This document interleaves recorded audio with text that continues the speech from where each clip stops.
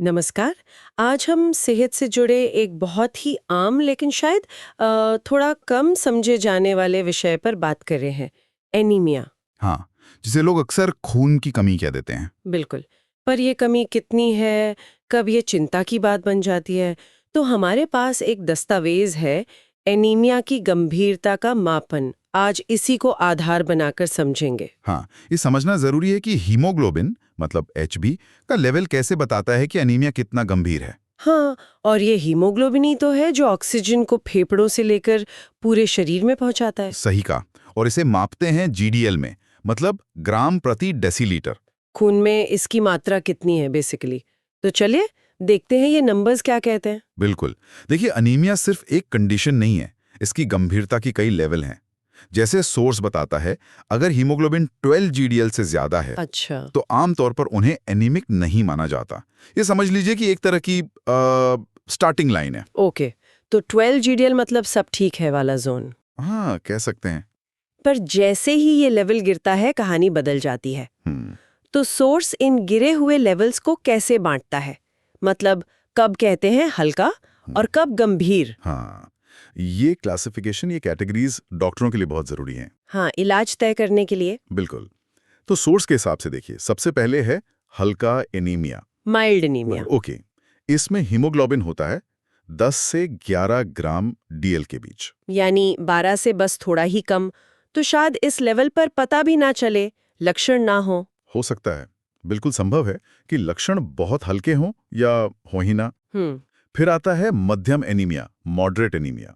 हम्म इसमें हीमोग्लोबिन गिरकर 8 से 9 ग्राम डीएल तक आ जाता है। 8 से 9। हाँ, और यहाँ पर अक्सर लक्षण महसूस होने लगते हैं, जैसे थकान या काम करते हुए सांस फूलना। हाँ, क्योंकि शरीर को ऑक्सीजन कम मिल रही है। एग्जैक्टली। तो 8 से 9 ये 12 के मुकाबले तो काफी नीचे है। यहाँ तो फर्क पता चलता होगा रोज की लाइफ में। हाँ, ज्यादातर मामलों में। इसके बाद स्थिति और गंभीर होती है, चिन्हित एनीमिया। ओके। यहाँ हीमोग्लोबिन 6 से 7 जीडीएल रह जाता है। बाप रे, 6 से 7। हाँ, अब सिचुएशन काफी सीरियस होने लगती है। असर साफ दिखता है, चक्कर आना, स्किन पीली पड़ना, दिल की धड़कन तेज होना, ये सब। ये तो सुनने में ही काफी चिंताजनक है। मतलब ऑक्सीजन की कमी का असर अब शायद शरीर के कई सिस्टम्स पर पड़ रहा होगा। सही कहा। और इससे भी नीचे लेवल्स हैं, अत्यंत गंभीर अनीमिया। ओ। इसमें हीमोग्लोबिन 4 से 5 जीडीएल के बीच होता है। ये खतरनाक स्थिति है, इसमें तुरंत मेडिकल हेल्प चाहिए होती है। 4 से 5, इतना कम? शरीर फंक्शन कैसे करता होगा इतने कम हीमोग्लोबिन पर? शरीर कोशिश तो करता है एडजस्ट करने की, पर यह बहुत मुश्किल होता है। और सबसे आखिर में जो सबसे खतरनाक है, वो है अति गंभीर संकटपूर्ण एनीमिया। क्रिटिकल। हाँ, जब हीमोग्लोबिन 4 जीडीएल से भी कम हो जाए।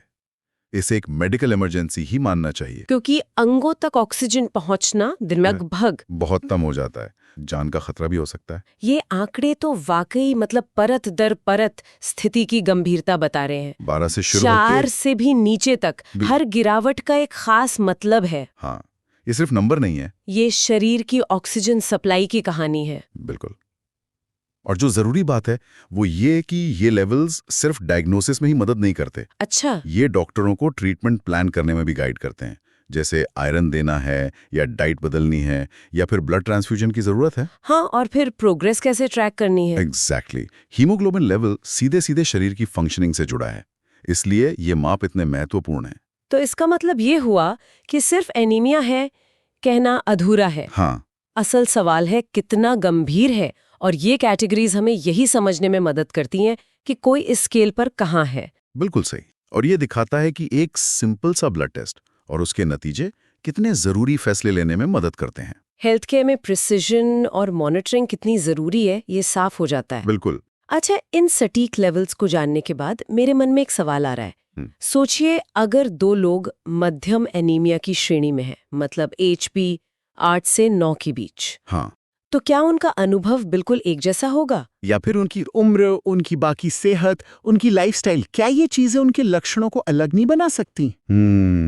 ये बहुत अच्छा सवाल है ना? हाँ। मतलब इन नंबरों के पीछे जो इंसान है उसकी अपनी कहानी भी तो मायने रखती होगी।